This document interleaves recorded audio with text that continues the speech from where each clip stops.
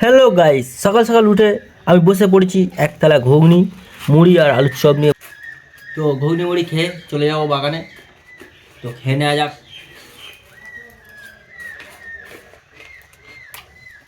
দারুণ খেতে চপ,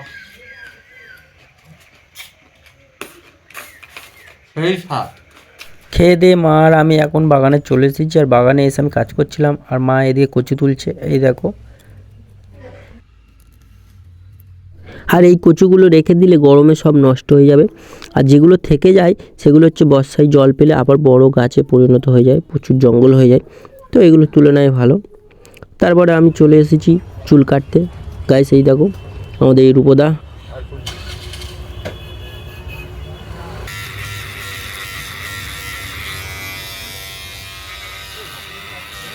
তো গাইস এই দেখো দাঁড়িয়ে বাড়ি সব কিছু চেয়েছে, চুলে কিলিকুলি কী অবস্থা করেছে আমাদের রূপদা। তো এবার বাড়ি যাওয়ার পালা, চলো বাড়ি চলে যাই।